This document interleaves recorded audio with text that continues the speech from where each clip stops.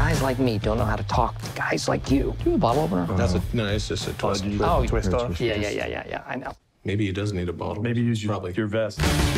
Of course, this is a great Daily Show reunion for you and Steve Carell. And Yes. Gary Zimmer, the character, I feel like kind of trades in our affection for Steve Carell. You know, we see Gary and we want to empathize with him because it is Steve. And I wondered how much of that was part of the plan here. It was everything. The thing about the film is, in some respects, it's a Trojan horse. And you have to bring people in with the idea that they're watching a different movie than they're watching. And so we set up a lot of tropes, sort of a lot of narratives that you think, oh, is this sort of a Doc Hollywood where a cynical, political operative finds his heart in a small town? Or is it the war room? Or is it, Mr. Smith Goes to Washington? So you're setting up all these narratives so that ultimately when it reveals itself, it can have hopefully some thought provocation. So it was really important that when you see this character, which, as you say, is like, it's an odious, a political operative is generally an unlikable in the current system.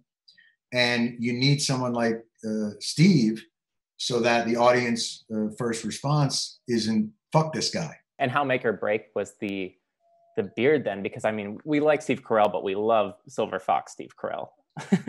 You can't hide Silver Fox Steve Carell. Steve Carell Silver Fox is, look, no matter what you cover the Sistine Chapel with, a tarp, an overlay, it's still a magnificent work touched by God.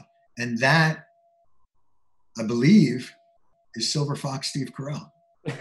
Because co-sign. Jon Stewart has aged like an avocado, but Steve Carell is magnificent. Yeah. And also he's so funny, and he's able to bring that to almost anything that he does. Can I be completely honest with you? No bull. Be nice. My daughter's here. That was your daughter with her arm up the cow? You keep things very grounded and realistic. And I wondered, were there instances, whether it was with jokes or even performance, where you felt like you needed to rein it in a little bit more to keep it more real and believable? Unless you have a sense that this exists, and like it's clearly hyperbolic. And certainly Bill Irwin in a exoskeleton is going to lend itself to a hyperbolic, and there are moments of absurdity. But if you truly don't believe that the political parties might not get wrapped up in a convenient narrative of a heartland Democrat to recapture that voting bloc, if you don't believe that premise, I don't think you can spend that much time with the movie. So you do have to ground the mechanism by which we go there. You kind of have to buy into that. Why are you here?